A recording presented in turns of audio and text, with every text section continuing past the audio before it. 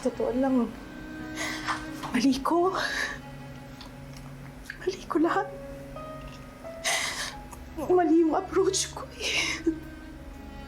Sa totoo lang, hiya ako sa'yo ngayon. Sa lahat ng ginawa ko.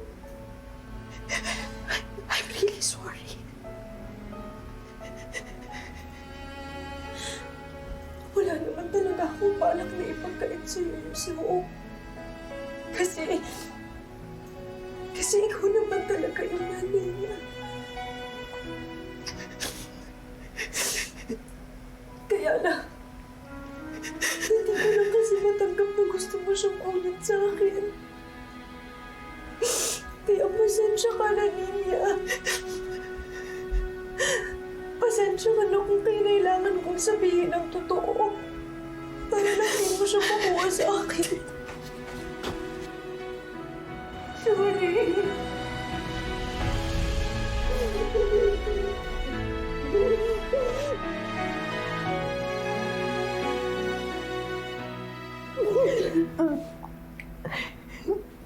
Nagpapagaling ako. Ayusin ko yung sarili ko, ha? Ikaw na yung nanay ni Hope ngayon. Pero sana, Monica, hayaan mo na nakilala rin namin ng isa't isa na mas mabuti, ha? Tutuparin ko na yung pangako ko sa'yo dati. Di ba sabi ko, papadala ako ng pera. Basta alagaan mo yung anak ko. Gagawin ko yun. Pero sana, maparating mo rin sa anak ko na mabuti din akong nanay, ha? Namahal ko siya, ha? Hindi pa niya maintindihan ngayon yun, eh. Pero sana balang araw, mapaintindi mo sa kanya.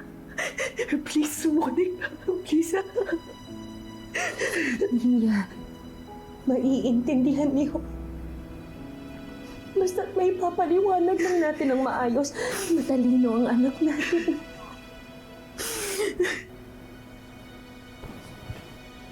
Mama.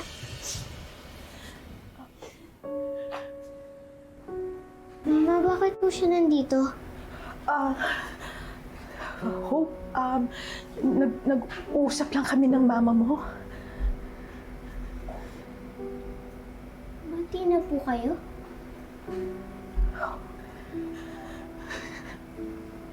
Oo. Pati na kami ng mama mo at ng tita Nimia mo. Ang mama Nimia mo. Mama ko rin po siya.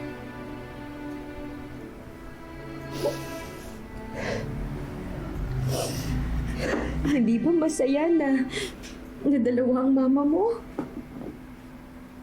Kung yung ibang bata, isa lang ang nanay.